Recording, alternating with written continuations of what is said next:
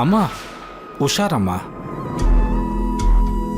ಅಮ್ಮ, ನಿನ್ನ ದೀಕ್ಷೆ, ನಿನ್ನ ಭಕ್ತಿ ಅಸಾಮಾನ್ಯವಾದದ್ದು. ಅನ್ಕೊಂಡದ್ದನ್ನ ಅನ್ಕೊಂಡ ಹಾಗೆ ಯಾವುದೇ ರೀತಿ ವಿಘ್ನ ಇಲ್ಲದೆ ಶಿವನಿಗೆ ಅಭಿಷೇಕ ಮಾಡಿದೀಯ. ಇನ್ನು ವಿರಾಟ್ ಅವ್ರಿಗೆ ಏನೂ ಆಗೋದಿಲ್ಲ, ಬೇಗ ಗುಣಮುಖರಾಗ್ತಾರೆ. ಅಮ್ಮ ತಗೋ, ಈ ಕುಂಕುಮ ತಗೋ. ಆ ಹುಡುಗನಿಗೆ ಅರ್ಧನಾರೀಶ್ವರಿ ಕುಂಕುಮ ಇಡು, ಎಲ್ಲ ಒಳ್ಳೇದಾಗತ್ತೆ.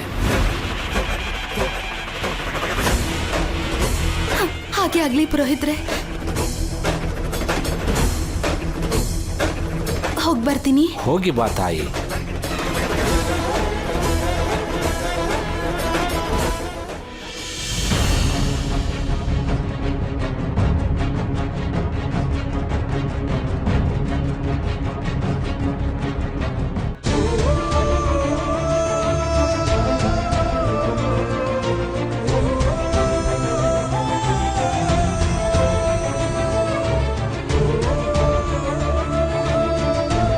ನಿಂತ್ಕೋ.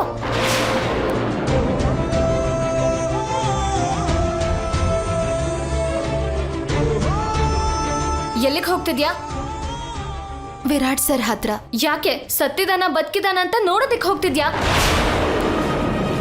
ನೀನ್ ಯಾವುದೇ ಕಾರಣಕ್ಕೂ ನಮ್ಮ ಭಾವನ್ ನೋಡ್ಬಾರ್ದು. ಹೋಗಿ ಆಚೆ.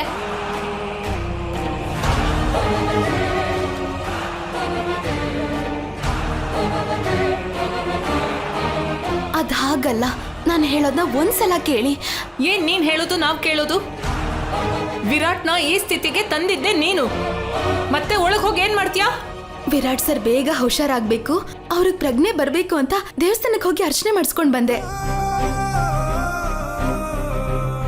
ಕುಂಕುಮ ತಗೊಂಡ್ ಬಂದಿದ್ದೀನಿ, ಇಲ್ಲಿ ನೋಡಿ.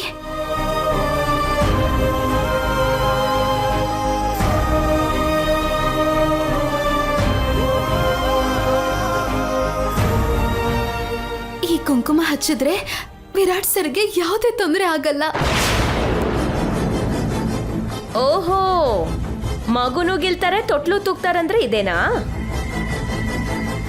ಮನುಷ್ಯರು ಪ್ರಾಣ ತೆಗೆಯೋದು ನೀನೆ, ಆಮೇಲೆ ಅವರು ಗುಣವಾಗ್ಲಿ ಅಂತ ದೇವ್ರ ಹತ್ರ ಬೇಡ್ಕೊಳ್ಳೋದು ನೀನೇನಾ?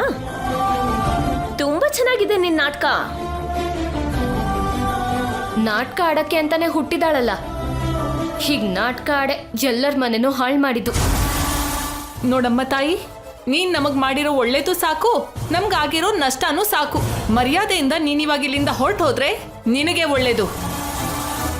ಇಲ್ಲ ಅಂದ್ರೆ ನಾನೇ ನಿನ್ ಕತ್ ಹಿಡ್ದು ಆಚೆ ತಳ್ತೀನಿ. ಶ್ರುತಿ,